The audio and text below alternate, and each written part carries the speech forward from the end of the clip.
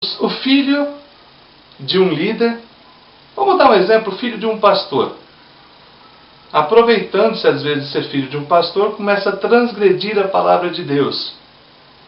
Se ele está transgredindo a palavra de Deus e ele é não comungante, os pais podem responder disciplinarmente por aquela falta. E isso vale tanto para o pastor, presbítero, diácono, como para qualquer membro da nossa igreja. Membro comungante responde disciplinarmente pelo membro não comungante. Adiante. Artigo 6º. As faltas são de ação ou de omissão, isto é, a prática de atos pecaminosos ou a abstenção dos deveres cristãos, ou ainda a situação ilícita. Parágrafo único. As faltas são pessoais se atingem a indivíduos, gerais se atingem a coletividade, públicas se fazem notórias, veladas quando desconhecida da comunidade. Artigo 7º.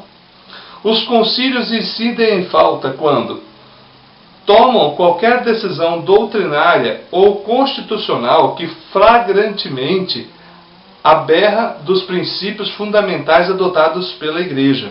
Letra B. Procedem com evidente injustiça, desrespeitando disposição processual de importância, ou aplicando pena em manifesta desproporção com a falta. Letra C. São deliberadamente contumazes na desobediência às observações que, sem caráter disciplinar, o Concílio Superior fizer no exame periódico do livro de Atas. Letra D. Se tornam decidiosos no cumprimento de seus deveres, comprometendo o prestígio da Igreja ou a boa ordem do trabalho. Letra E. Adotam qualquer medida comprometedora da paz, da unidade, pureza, progresso da Igreja. O que o capítulo 2 do Código de Disciplina trata? Trata a respeito do que é falta e a quem ou sobre quem pode ser aplicada a disciplina no caso dessas faltas. Nós percebemos que existem faltas pessoais, mas existem faltas coletivas e faltas que também podem ser cometidas pelos concílios. Não é porque o conselho de uma igreja foi eleito, se ele vai disciplinar alguém, ele tem que caminhar de acordo com o código de disciplina, sempre buscando a paz, a unidade, a pureza da igreja, a glória de Deus, e que nenhum irmão ou concílio venha andar fora daquilo que entendemos ser a vontade de Deus, pela palavra de Deus, ou mesmo uma prática que seja contrária à nossa ordem. Vamos dar um exemplo simples disso? O livro de Atas de uma igreja é remetido para o presbitério para ser analisado. E o presbitério faz algumas observações pedindo que seja corrigido. No ano seguinte, volta novamente aquele livro sem a correção, ou sem as correções que foram pedidas. Esse concílio está incidindo em falta, sendo inclusive passível de disciplina. Sabemos que não é comum ser disciplinado um conselho por isso, mas se essa rebeldia continuar, pode ensejar, pode levar a um processo disciplinar contra aquele conselho. Capítulo 3. Penalidades. Não haverá pena sem que haja sentença eclesiástica proferida por um concílio competente após processo regular. Os concílios só podem aplicar a pena de: letra A. Admoestação, que consiste em chamar à ordem o culpado, verbalmente ou por escrito, de modo reservado, exortando a corrigir-se. O afastamento dar-se quando o credo da religião, a honra de Cristo, o bem do faltoso o exigem, mesmo depois de ter dado satisfação ao tribunal. Aplica-se por tempo indeterminado até o faltoso dar provas de seu arrependimento, ou até que a sua conduta mostre a necessidade de lhe ser imposta outra pena mais severa. Letra C.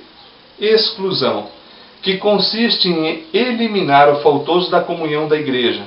Esta pena só pode ser imposta quando o faltoso se mostra incorrigível e contumaz. Deposição é a destituição do ministro, presbítero ou diácono do seu ofício. Percebemos aqui que existem graus de pena que é aplicada pela igreja, sendo a mais grave ou a mais severa a exclusão ou a deposição.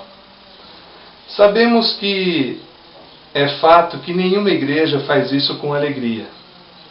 Sempre que envolve um processo disciplinar, que precisamos afastar alguém da comunhão, admoestar alguém, excluir alguém, é algo sempre muito doloroso, triste para o presbítero, para o pastor, para os irmãos da igreja. Mas não podemos ter medo de fazer isso. Se aquele pecado, aquela falta, estiver ocasionando pecados no meio do povo de Deus, estiver levando aquele irmão faltoso a deliberadamente desonrar o Deus que ele disse que iria servir e obedecer. Artigo 10. Os concílios superiores só podem aplicar aos inferiores as seguintes penas: repreensão, interdição e dissolução. Letra A. Repreensão é a reprovação formal de faltas ou irregularidades com ordem terminante de serem corrigidas. Letra B. Interdição é a pena de determinar a privação temporária das atividades do concílio. Letra C. Dissolução é a pena que extingue o concílio. Depois nós temos ali os parágrafos 1, 2, 3 explicando a respeito disso. Nós temos o artigo 11, 12, 13. No 13 tem um aspecto muito importante, eu convido você a acompanhar conosco. Devem ser proporcionais às faltas, atendendo-se, não obstante, às circunstâncias atenuantes e agravantes, a juízo do tribunal, bem como a graduação estabelecida nos artigos 9 e 10. Parágrafo 1º. O que são atenuantes? Presta bem atenção nisso. Letra A. Pouca experiência religiosa. B. Relativa ignorância das doutrinas evangélicas. C. Influência do meio. D. Bom comportamento anterior. Letra E. Assiduidade nos serviços divinos. Letra F. Colaboração nas atividades da igreja. Letra G. Humildade. Letra H. Desejo manifesto de corrigir-se, ausência de más intenções. E letra J. Confissão voluntária. No parágrafo 2º, diz o seguinte: são agravantes. Letra A. Experiência religiosa. Letra B. Relativo conhecimento das doutrinas evangélicas. Letra C. Boa influência do meio. Letra D. Maus precedentes. Letra E. Ausência aos cultos. Letra F. Arrogância e desobediência. Letra G. Não reconhecimento da falta. Olha que interessante, na nossa igreja tem situações que o pecado, na hora de ser realizado o seu julgamento, vão ser levados em conta os atenuantes e os agravantes. E dentre os atenuantes está o bom comportamento, a assiduidade, desejo de corrigir-se. Então percebam que nunca a nossa igreja vai simplesmente jogar alguém fora. Isso não existe. Não é porque alguém está sendo chamado a atenção, foi disciplina, que ele está sendo lançado fora da igreja. Não, pelo contrário. O que nós queremos, o que eu acredito que todo pastor e presbítero deseja, é que esse irmão ou esse concílio venha a se... Percebam que o que nossa igreja deseja, através da disciplina, é o bem, primeiramente da igreja de Deus, mas também do faltoso.